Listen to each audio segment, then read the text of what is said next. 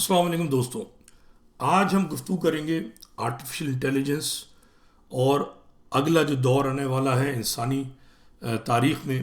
مگر اس سے پہلے ہم اپنی گفتگو کا آغاز کریں گے جو ایم کیو ایم میں معاملات چل رہے ہیں اور اس کے ساتھ ہی جو اس وقت پیپلز پارٹی سندھ حکومت نے کیمرے لگا کے چلان کرنے اور بھتے لینے کا سلسلہ شروع کیا ہے اس پر.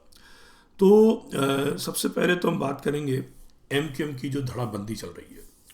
تو اس میں سب سے پہلی بات تو یہ ہے کہ فاروق ستار جیسا مہاجر قوم کا اور کراچی کا مجرم جو 18ویں ترمیم لگانے کا ذمہ دار ہے، جو 35 سال قانون ساز اسمبلی میں بیٹھ کر صرف ایک قانون بنا پایا جو مہاجروں اور کراچی کے مخالف تھا، اس کو ہار پھول پہنانے والی قوم والے لوگ کیا ترقی کر سکتے ہیں؟ یہ سوالیہ نشان ہے. 18ویں ترمیم کے باعث مہاجر اور کراچی جو ہے وہ فضلہ غلاظت کے ڈھیر میں ہے اور لٹرلی سیلابوں میں گندے نالوں کا جو پانی ہے غلاظت بھرا ہوا وہ مہاجر گھروں اور کراچی کے گھروں میں داخل ہو چکا.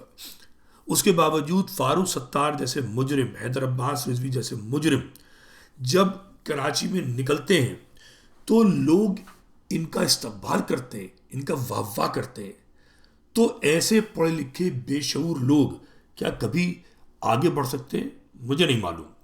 مگر یہ طے ہے کہ مہذب معاشروں میں جہاں حکمران غلط کام کریں تو احتجاج ہوتا ہے اور قائدین سب سے آگے نکل کر احتجاج کرتے ہیں.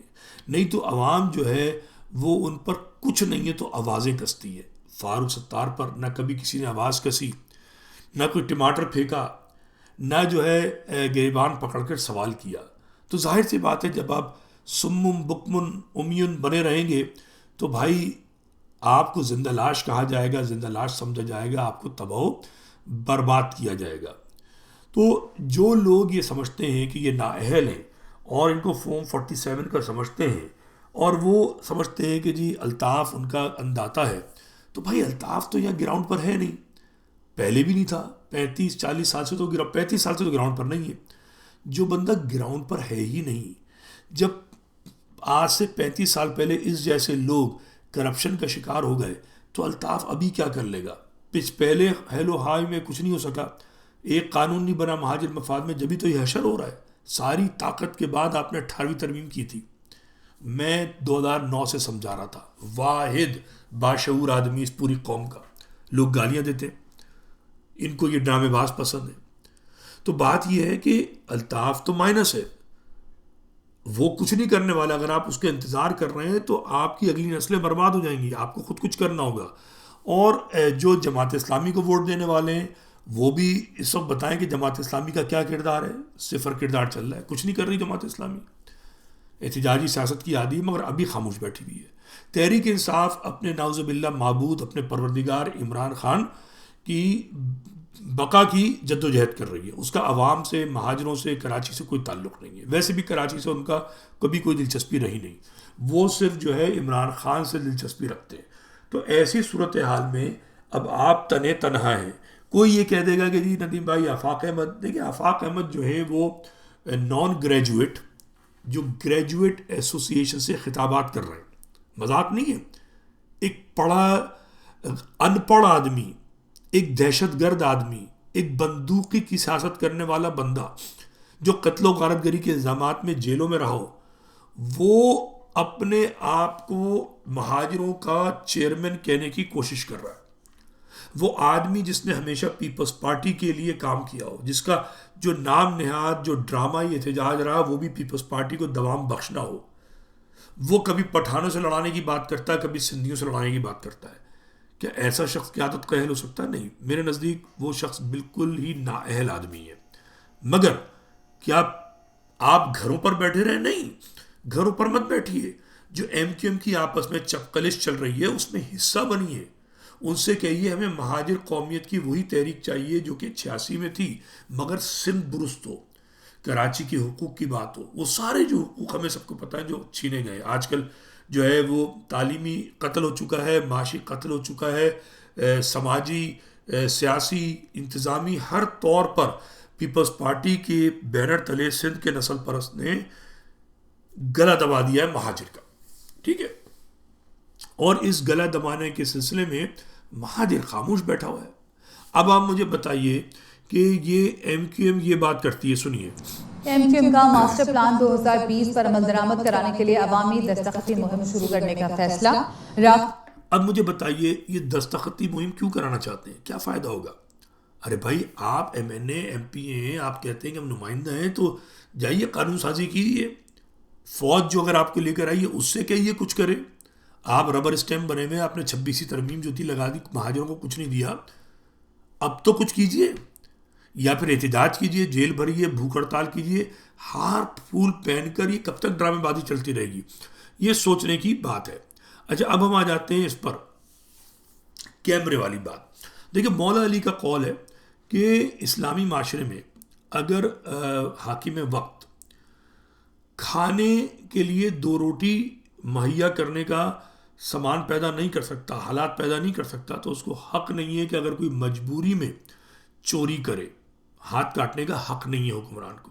ٹھیک ہے, تو پہلے ماحول تو ایسا ہو. پیپلز پارٹی سوائے نسل پرستی کے, لسانی عصبیت کے, مہاجر دشمنی کے کچھ نہیں کرتی. یہ کیمرے لگائے گئے ہیں کراچی کو لوٹنے کے لیے.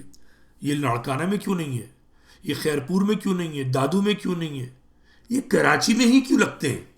اس لیے کہ کراچی والوں کو لوٹنا ہے. بھئی آپ کو اچھا اتنا ہی لوٹنے کا شوق ہے, ٹیکس لگانے کا شوق ہے, تو ڈکیتیوں کو, چوروں کو تو پکڑے آپ. آپ یہ تو گراف دیں کہ کراچی کے اندر جو ہے نا وہ فون چھننا بند ہو گئے. اب 1 مہینے سے کوئی فون نہیں چھنا, 1 مہینے سے کوئی ڈکیتی نہیں ہوئی, سارے گڑھے بھر دیے گئے, سڑکیں بہترین ہو گئی ہیں, سڑکوں پہ چلنے کا نظام بہترین ہو گیا ہے, مقامی پولیس ہو گئی ہے. یہ سب کیجئے, پھر آپ کو اختیار ہے, آپ کیمرے لگائیے. لاہور میں 200, یہاں پر جو ہے وہ 5,000 روپے چلان.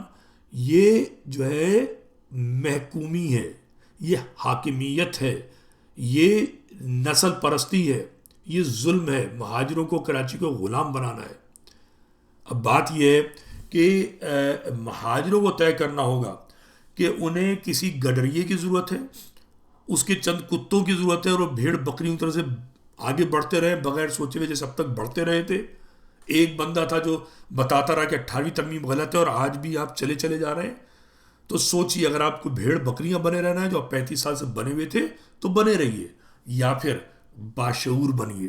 اور باشعور لوگوں کا اکٹھا ہونا آسان نہیں ہوتا. یہ سلائڈ چل رہی ہے ساتھ, مگر کسی پوائنٹ پر ہم جو ہے اکٹھے ایک تنظیم میں نہ ہوں, مگر ہم ایک پوائنٹ پر اپنی اپنی جدوجہد ایک سمت میں کر سکتے ہیں. اس کی طرف سوچیے. اور جہاں تک رہی بات یہ جو کیمرے لگے ہوئے, دیکھیں جو معاشرہ کراچی کا ہے, یہاں پر لوگ رائفلیں بھی چلاتے ہیں. ایک سیکنڈ دیجیے گا مجھے. یہاں پہ لوگ رائفلیں بھی چلاتے ہیں, بندوقیں بھی چلاتے ہیں, غلیلیں بھی ہوتی ہیں, پتھر بھی ہوتے ہیں, تار کاٹنے کے نظام بھی ہوتے ہیں. یہ ظلم مجھے نہیں لگتا کہ رکے گا, کوئی نہ کوئی اس کے خلاف کارروائی ہوگی. یہ اس معاشرے میں بھی مناسب نہیں تھا. یہ مال کھینچنے کا طریقہ ہے, کراچی والوں پہ ظلم کرنے کا طریقہ ہے. کراچی والے جو ہیں اپنے طور پر اس ظلم کو ختم کرنے کا سوچیں, جیسے بھی سوچنا چاہیں وہ. تو یہ تو بات ہو گئی اس کی کیمروں کی. اب ہم تیزی سے آتے ہیں, بہت اہم ٹاپک ہے, اور وہ ہے آرٹیفیشل انٹیلیجنس کا.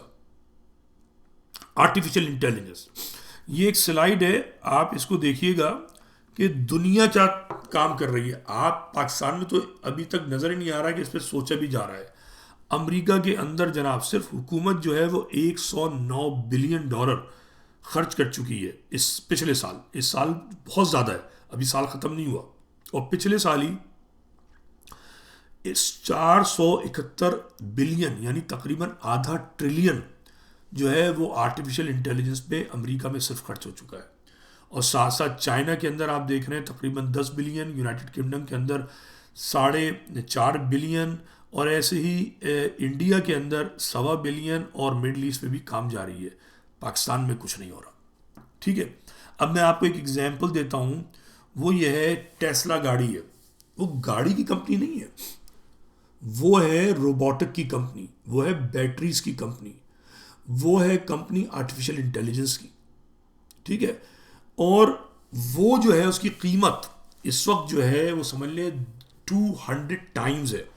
یعنی اگر کسی اس بوتل کی قیمت اگر $1 ہے تو لوگ اس بوتل کے جو ہیں $200 دینے کو تیار ہیں، چونکہ اس بوتل سے مراد ہے کمپنی، اس کمپنی میں جو صلاحیت ہے وہ $200 یا 200 ٹائم زیادہ ہے. تو ٹیسلا کمپنی جو ایلون مسک کی ہے، وہ ابھی پروڈکشن اس کی گاڑیوں کی کوئی ویلیو نہیں ہے، لیکن آرٹیفیشل انٹیلیجنس اور روبوٹکس جو کریٹ کرے گی اس کے لیے لوگ اس کی قیمت بھاری 200 گنا زیادہ دینے کو تیار ہیں. ٹھیک ہے. اس وقت امریکہ میں سینکڑوں کمپنیاں ہیں جو آرٹیفیشل انٹیلیجنس اور روبوٹکس پہ کام کر رہی ہیں. مڈل ایسٹ پہ بھی کام ہو رہا ہے، پوری دنیا میں ہو رہا ہے، پاکستان میں کچھ نہیں ہو رہا. دیکھیں میں سر سید احمد خان کی بہت قدر کرتا ہوں. سر سید احمد خان جس کو کچھ احمق کہتے ہیں کہ جی وہ تو برطانیہ کے غلام تھے، ٹھیک ہے نا. ارے بھائی غلام تو آپ بھی تھے، پوری دنیا غلام تھی. غلیل سے میزائل کا مقابلہ نہیں ہوتا.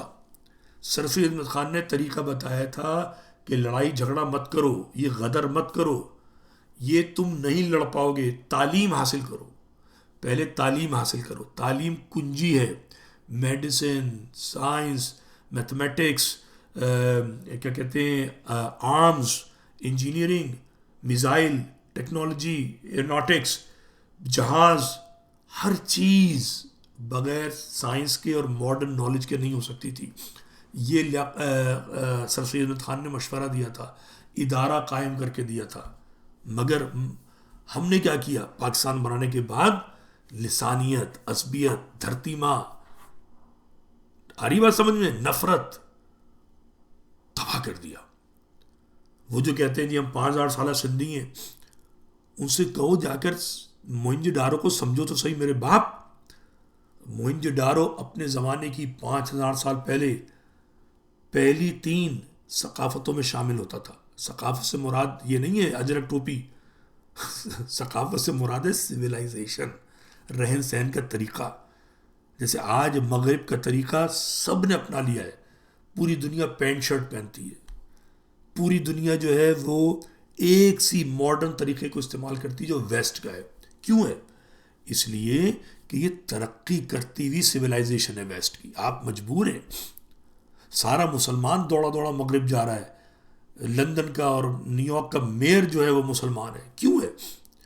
اس لیے ہے کہ ترقی کی طرف ایک جو بلند چیز ہوتی ہے اس کی طرف لوگ جاتے ہیں، پس چیز کی طرف نہیں جاتے. جی آپ سندھی سیکھیے، میں بھی کہتا ہوں سندھی سیکھیے، اچھی بات ہے، لیکن سندھی سیکھ کے آپ کریں گے کیا؟ مجھے بتائیے. شاہ رسالو کچھ اور ہے اس میں، شاعری ہوگی چھوٹی موٹی، جس سے زیادہ اچھی شاعری اردو میں موجود ہے. اور اردو میں کیا رہ گیا ہے؟ آپ نے اردو کو ترقی نہیں دی ہے.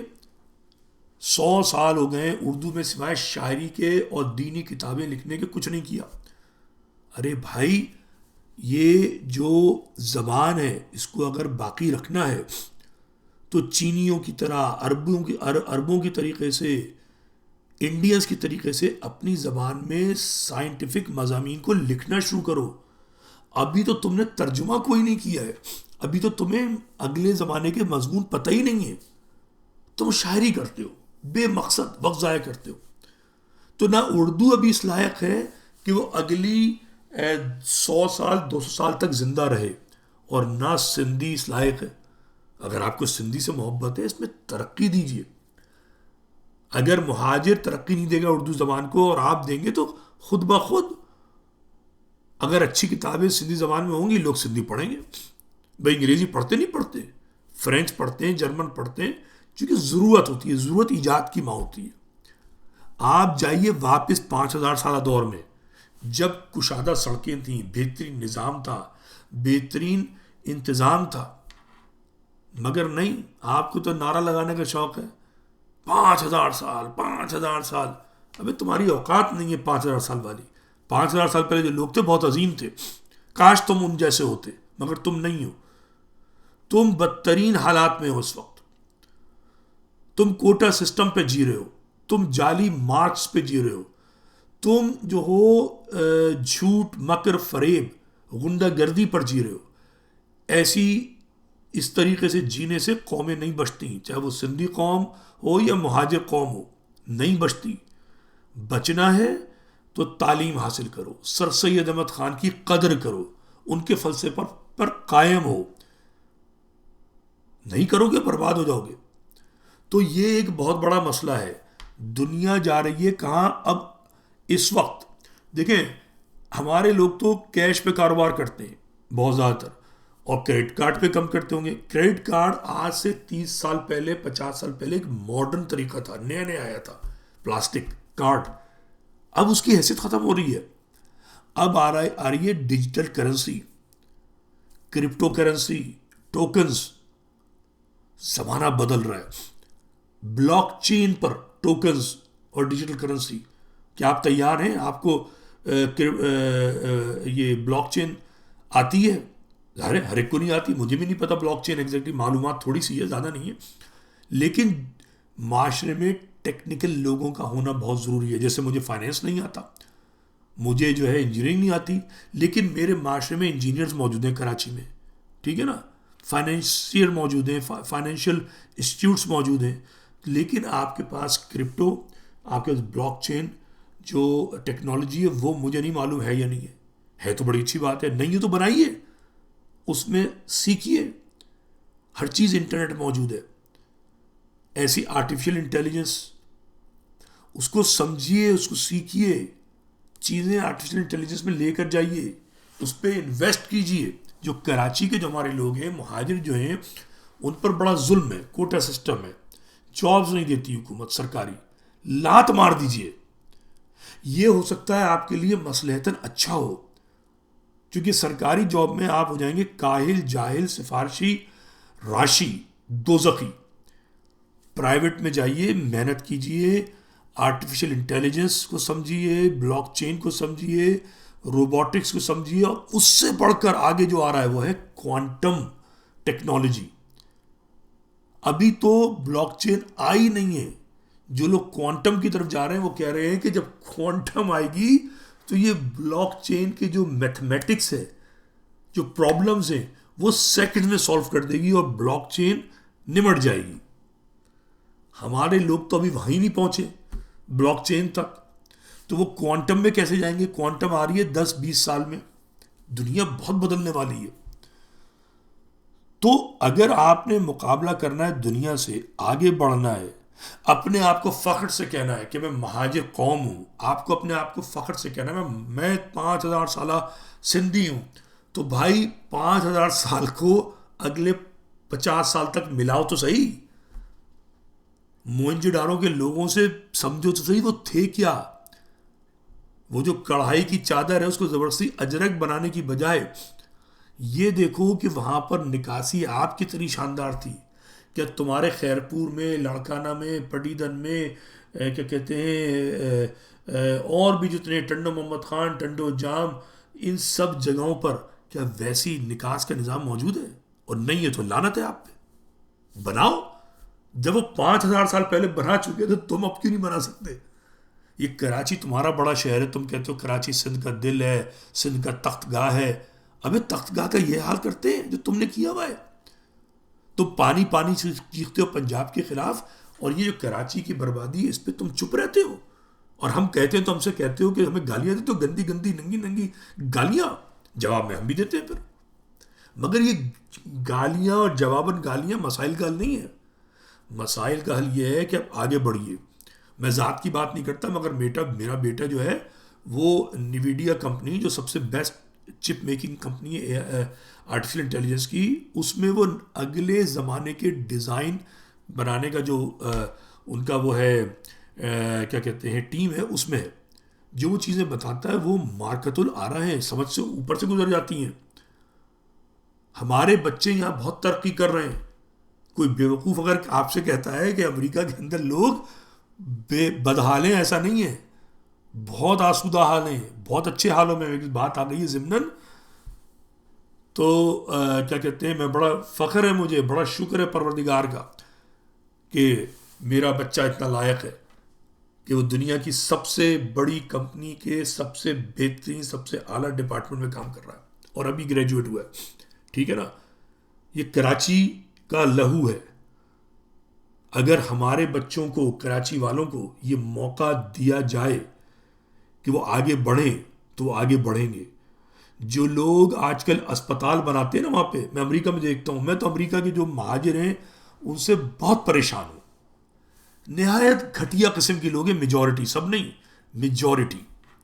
میرے ایک دوست ہیں کالج کے، اب بات آ گئی ضمن کرتا ہوں چلوں گا مختصر سا. میں نے ان کو کال کیا کہ نا، میں نے کہا بھائی آپ مجھے وہ اے پی ایم ایس میں لے کر آئے تھے، بہت قابل ذہین آدمی ہیں، ڈاکٹر ہیں، اب ماشاءاللہ رئیس ہیں. پہلے ملیر میں رہتے تھے، کنگلے تھے، اب ماشاءاللہ بہت رئیس ہیں. میں نے کہا بھائی آپ مجھے لے کر آئے تھے، آپ کیا کر رہے ہیں، آپ کی کیا خدمات ہوں گی مہاجروں کے لیے؟ ارے اب میں 60 سال کا ہو گیا ہوں، اب میں سب نہیں کرتا، میں اپنے گھر والوں کی مدد کرتا ہوں، اپنے چند میرے چھوٹے چھوٹے پروجیکٹ ہیں. میں نے بھائی یہ قوم مر رہی ہے. کہ نہیں میں فلاں جگہ اسپتال چلا رہا ہوں، فلاں فلاں اسپتال. میں نے کہا بھائی اسپتال چلانے کی کیا ضرورت ہے، یہ عمران خان نے مرض لگا دی ہے.